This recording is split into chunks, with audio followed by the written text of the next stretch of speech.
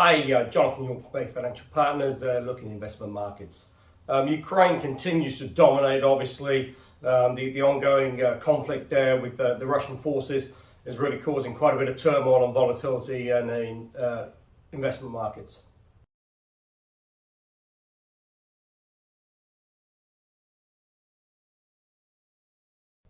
But certainly at present, it's not going according to plan. President Putin is now sort of entering his second week. And, really, the Russian troops seem to be sort of stalled outside sort of Kiev. There have been a couple of attempts to supposedly have a safe passage for people trying to flee Ukraine. But all the time, the Russian forces have been still attacking those convoys.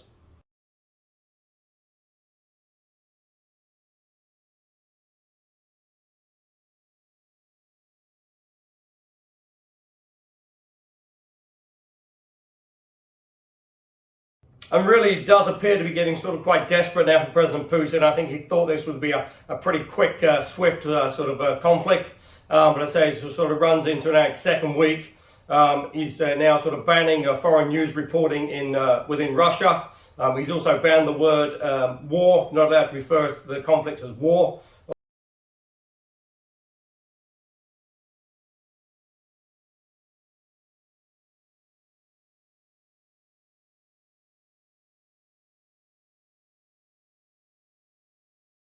Although to most people, when a country invades another country and starts sort of having military conflict, that would be regarded as war.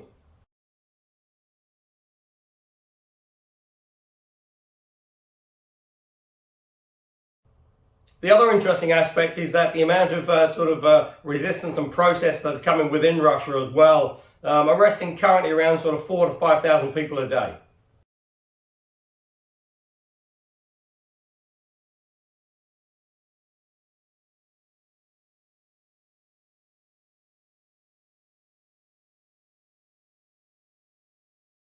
So obviously the major impact of this, apart from sort of disrupting sort of supply chains on food, in terms of grains, etc., is obviously energy. With oil spiking now well above that $100 a barrel, and at one point did actually touch $130.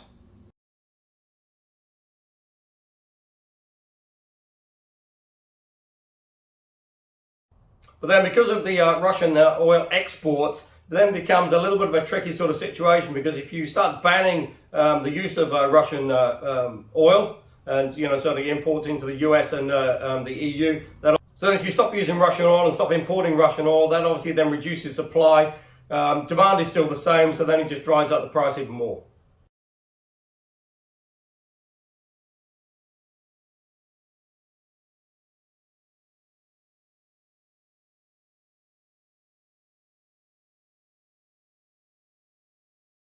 And then obviously the inflationary implications of that.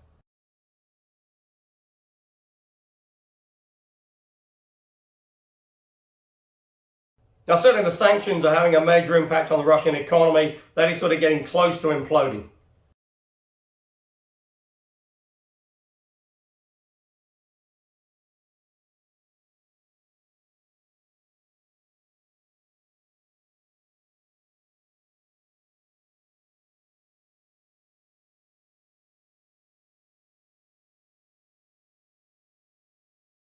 Now, obviously, I think all sides, apart from Russia, would like to see a sort of peaceful, negotiated sort of settlement and sort of end to this dispute. But it's just a question of how sort of the Russians and, more importantly, President Putin can sort of come out of that and try and save a little bit of face.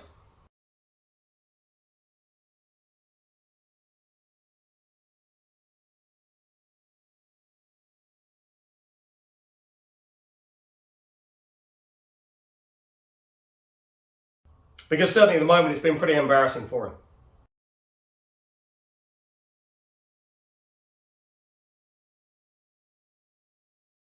And Russia is becoming increasingly isolated on the global stage.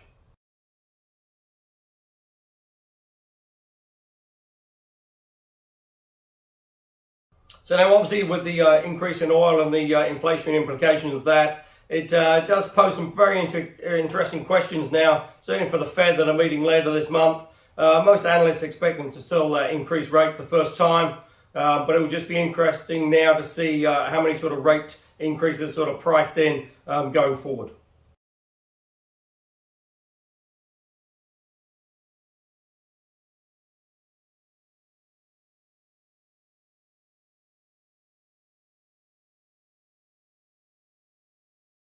Because certainly before the conflict, some investment bankers were looking at maybe 8 or 9 hikes this year.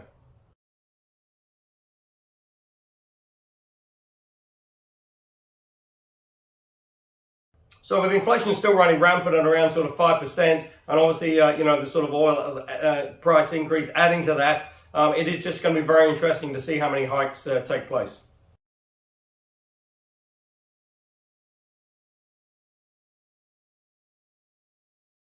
Because certainly the real worry is that with this conflict and the increase in oil prices, that does start to slow the US economy. Indeed, many of the analysts and economists now have sort of taken at least half a percentage point off GDP for 2022.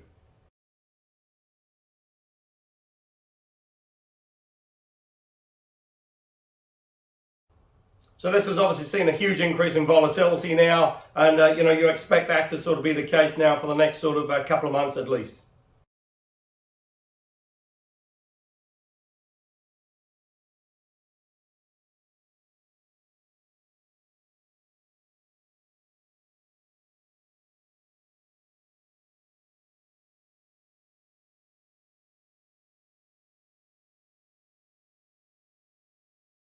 And all the while, you still have COVID and Omicron sort of floating around in the background. That hasn't gone away, but obviously really been sort of superseded by the conflict in Ukraine.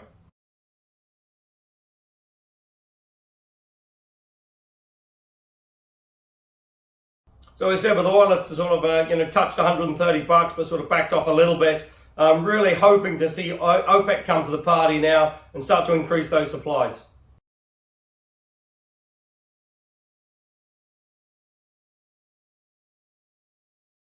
But so far that hasn't happened, as OPEC's countries have looked to sort of rebuild their sort of margins and their sort of coffers after oil has been sort of trading lower. I mean, a couple of years ago, oil was trading around sort of 40 bucks.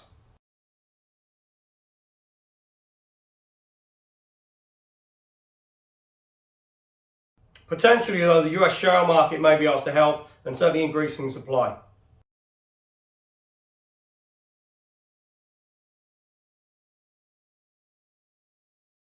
Now, the UK and Europe are sort of facing the same sort of issues in terms of the inflationary pressures, obviously with the increase in oil prices.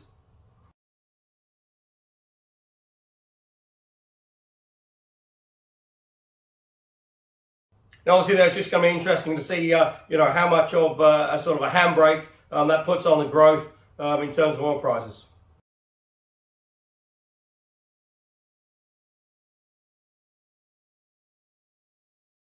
And certainly the issue is further complicated in Europe as they get around sort of 35% of their gas supplies from Russia.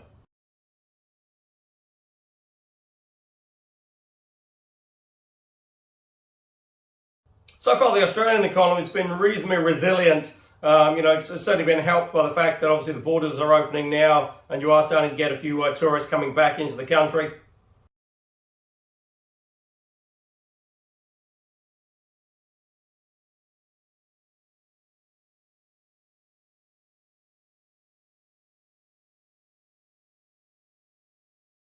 Certainly the Australian consumer has still been pretty resilient, but probably not really surprising because, certainly Victoria and New South Wales were in lockdown for a lot of 2021.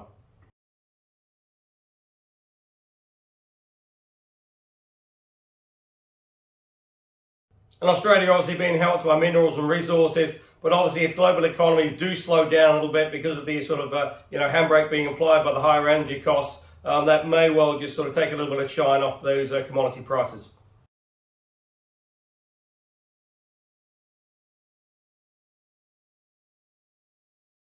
Now here in New Zealand, getting quite interesting, obviously the Reserve Bank increasing interest rates in February, but certainly the housing market is starting to slow down a little bit, and indeed in some areas house prices have even fallen over the last couple of months.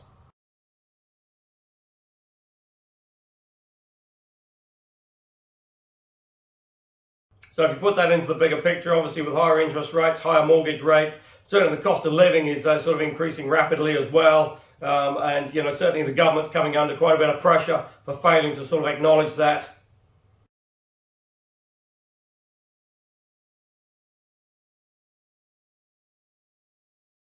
So again, potentially, it's just going to be interesting to see how many more hikes are sort of coming through. Because, if you do see a slowing economy, house prices starting to fall a little bit. Indeed, obviously, the Reserve Bank, predicts house prices could fall as much as 10% this year.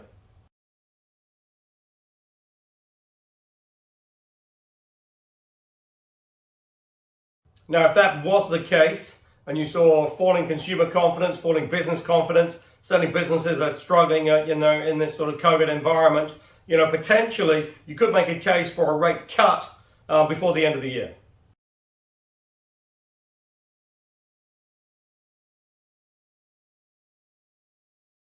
So certainly the Reserve Bank has a pretty, fine balancing act because, certainly the economy will slow down a little bit as business confidence is sort of, at a low ebb out there, is hurting with house prices falling as well. And the international border's still not open yet, fully open. Just be interesting to see how the New Zealand economy tracks over the next sort of 3 to 6 months.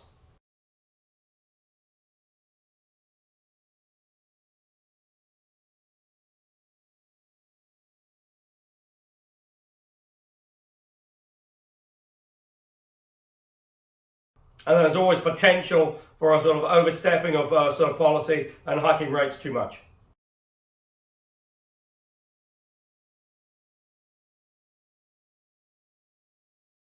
Now on the fixed interest side, SBS have a bond in the marketplace 5 years, minimum rate with 4.05, indicative rate at present is around sort of 4.15 to 4.20.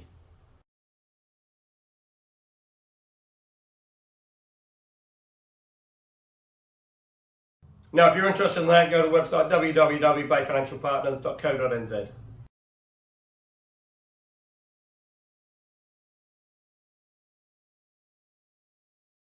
Indeed, if you are looking for income options, there's plenty of alternatives available out there. Go to the website www.bayfinancialpartners.co.nz for lots of interesting articles, and we look forward to speaking to you soon.